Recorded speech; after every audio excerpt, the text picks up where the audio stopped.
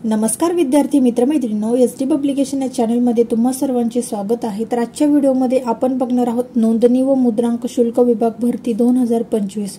तर विद्यार्थी मित्रांनो, या परीक्षेमध्ये जसे की मराठी व्याकरण, बुद्धिमत्ता, गणित, त्यानंतर चालू घडामोडी यावरती प्रश्न विचारले जातात। तर आपण आज बुद्धिमत्ता चाचणी यावरती काही प्रश्न सोडवणार आहोत। तर त्यासाठी व्हिडिओ कुठेही स्किप न करता पूर्ण बघायचा आहे। आणि जे नवीन विद्यार्थी आहेत त्यांनी एसटी पब्लिकेशन या चॅनलला सबस्क्राइब करा आणि साइडमध्ये असलेल्या बेल आयकॉनवरती क्लिक करून ऑल नोटिफिकेशनला ऍक्टिव्ह करा, जेणेकरून मी अपलोड केलेल्या प्रत्येक व्हिडिओची नोटिफिकेशन तुमच्यापर्यंत सर्वात अगोदर येत जाईल। आणि व्हिडिओ आवडल्यास व्हिडिओला जास्तीत जास्त लाईक, शेअर, कमेंट करायला विसरू नका।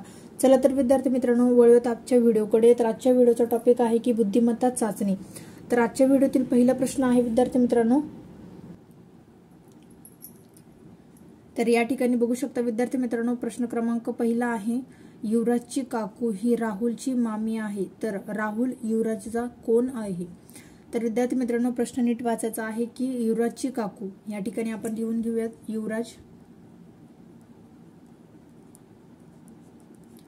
युवराजची काकू ही राहुलची मामी आहे। म्हणजे एकच व्यक्ती आहे जी की एकाची काकू आहे आणि एकाची मामी आहे। तर इथे आपण लिहूयात काकू आणि मामी। तर युवराजची काकू ही राहुलची मामी आहे, तर राहुल युवराजचा कोण? तर या ठिकाणी आपण लिहूयात राहुल। तर विद्यार्थी मित्रांनो, आपण असे प्रश्न सोडवताना त्या नात्यासंबंधामध्ये आपल्याला स्वतःला ठेवून बघायचे आहे काल्पनिकपणे। तर अशा प्रकारे आपल्याला लवकर प्रश्नाची उत्तरे मिळतात। तर या ठिकाणी तुम्ही बघू शकता की युवराजची काकू ही राहुलची मामी आहे। तर राहुल आणि युवराजचे नाते विचारलेले आहे विद्यार्थी मित्रांनो। तर आपल्याला ऑप्शन्स दिलेले आहेत, मामे भाऊ, आत्ते भाऊ, चुलत भाऊ किंवा मावस भाऊ।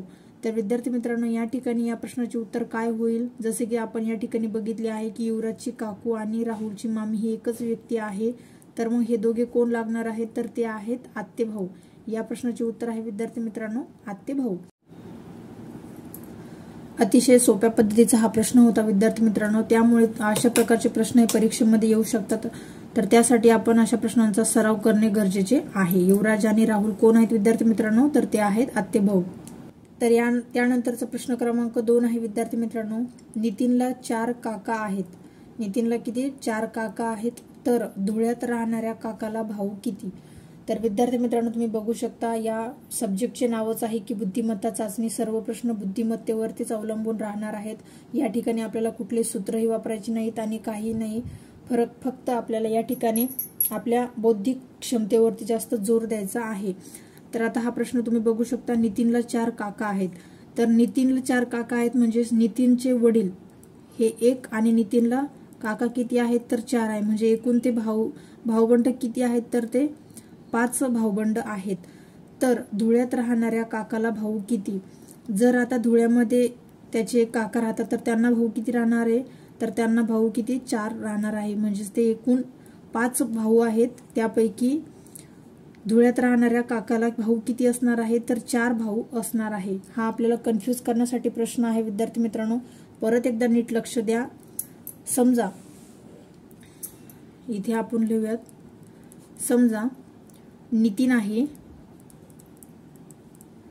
नितीनचे वडील, आणि आपण काका कोणाला म्हणतो विद्यार्थी मित्रांनो? वडिलांच्या भावांना, म्हणजे वडिलांच्या भावाला आपण काका म्हणतो। तर नितीनला काका किती आहेत? 1, 2, तिसरे आणि चौथे असे 4 काका आहेत आणि हे भाऊबंड म्हणजेच हे 5वे आहेत। किती आहेत? हे 5।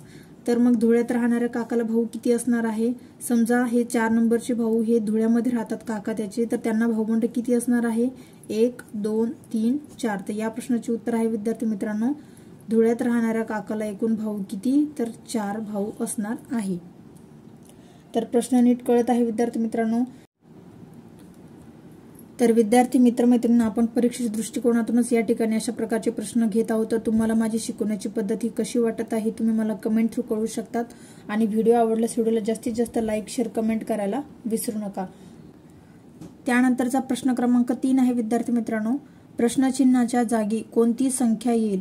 आपल्याला खाली एक प्रश्न दिलेला आहे आणि त्याच्या प्रश्नचिन्हाच्या जागी आपल्याला कोणती संख्या येईल हे सांगायचे आहे। जसे की 9चे या ठिकाणी 90 आहे, तसे 5च्या समोर कोणती संख्या येईल हे आपल्याला सांगायचे आहे। त्यापैकी तुम्हाला ऑप्शन आहे की 20, ऑप्शन क्रमांक 2 आहे 30, त्यानंतर ऑप्शन क्रमांक 3 आहे 15, ऑप्शन क्रमांक 4 आहे 35। तर विद्यार्थी मित्रांनो हा प्रश्न आहे आणि या ठिकाणी तुम्हाला 4 ऑप्शन दिलेले आहे। ज्या विद्यार्थ्यांना या प्रश्नाचे उत्तर येत असेल त्यांनी लगेच कमेंटमध्ये उत्तर द्यायचे आहे, जेणेकरून तुमचा देखील सराव होणार आहे। तर सोडव्यात आपण या प्रश्नाला विद्यार्थी मित्रांनो। अतिशय सोप्या पद्धतीचा हा प्रश्न आहे, जसे की 90 तसे 50 किती। तर आपण या ठिकाणी बघूयात विद्यार्थी मित्रांनो 9, तर 9चा वर्ग किती आहे, तर 9चा वर्ग आहे 9 81।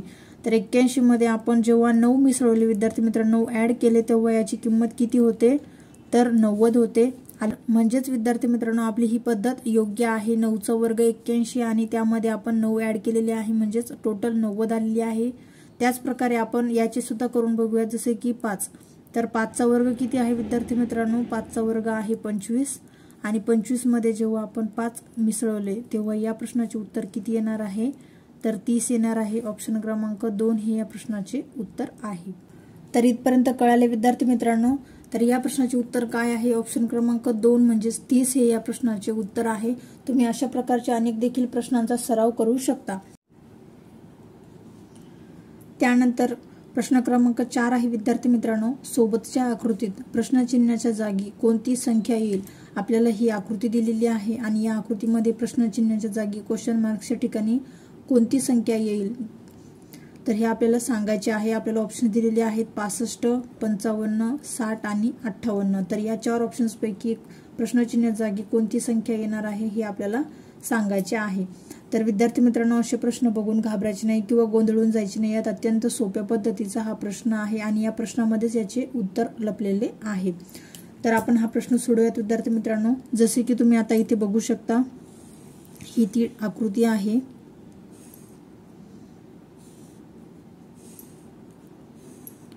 तर या ठिकाणी तुम्ही बघू शकता इथे 2 आहे, 3, 5, 8। आत्ताच आपण इथे बघूयात 2 आणि 3 मध्ये किती फरक आहे विद्यार्थी मित्रांनो, तर 1चा फरक आहे। 3 आणि 5 मध्ये किती फरक आहे विद्यार्थी मित्रांनो, तर 2चा फरक आहे। त्यानंतर 5 आणि 8 मध्ये किती फरक आहे, तर 3चा फरक आहे। तर अशा प्रकारे विद्यार्थी मित्रांनो ही सिरीज असे सुरू राहणार आहे, जसे की 1, 2 आणि 3 म्हणजेच किती विद्यार्थी मित्रांनो, तर 5। आपल्याला इथे बेरीज करायची आहे। 2 अधिक 3 म्हणजेच 5, 3 अधिक 5 म्हणजेच 8, 5 अधिक 8 म्हणजेच 13। या ठिकाणी तुम्ही बघू शकता 13 बघितले आहे विद्यार्थी मित्रांनो। 2 अधिक 3 म्हणजेच किती विद्यार्थी मित्रांनो, 5। त्यानंतर 3 अधिक 5 म्हणजेच किती, तर 8, 8 अधिक 13 म्हणजेच किती, तर 21। परत 13 अधिक 21 म्हणजेच किती विद्यार्थी मित्रांनो, तर 34। आणि या ठिकाणी आपल्याला यांची बेरीज करायची आहे। 34 अधिक 21 म्हणजे किती विद्यार्थी मित्रांनो, तर 55 हे या प्रश्नाचे उत्तर आहे। मी तुम्हाला म्हटलेच होते की या प्रश्नामध्येच याचे उत्तर लपलेले आहे। जसे की 2 अधिक 3 5, 3 अधिक 5 म्हणजेच 8, 8 अधिक 5 म्हणजेच 13, 8 अधिक 13 म्हणजेच किती 21, 13 अधिक 21 म्हणजे 34। तर त्याच प्रकारे 21 अधिक 34 म्हणजेच किती विद्यार्थी मित्रांनो, तर 55 हे या त्या प्रश्नाचे उत्तर आहे। लक्षात ठेवायचं आहे विद्यार्थी मित्रांनो। तुम्ही अशा पद्धतीने जरी सोडवू शकता, परंतु तुम्हाला त्यासाठी सरावाची गरज आहे विद्यार्थी मित्रांनो। प्रश्न नीट वाचायचा आहे आणि समजून घ्यायचा आहे, त्यानंतरच आपल्याला त्या प्रश्नाचे उत्तर द्यायचे आहे। अत्यंत सोप्या पद्धतीचा हा प्रश्न होता। 2 अधिक 3 5, 5 अधिक 3 8, त्यानंतर 8 अधिक 5 म्हणजेच 13, त्यानंतर 13 अधिक 8 म्हणजेच किती विद्यार्थी मित्रांनो, तर 21। त्यानंतर 21 अधिक 13 म्हणजेच किती, तर 34। त्यानंतर 34 अधिक 21 म्हणजेच किती विद्यार्थी मित्रांनो, तर 55। म्हणजे ऑप्शन क्रमांक बी 55 हे झाले या प्रश्नाचे उत्तर।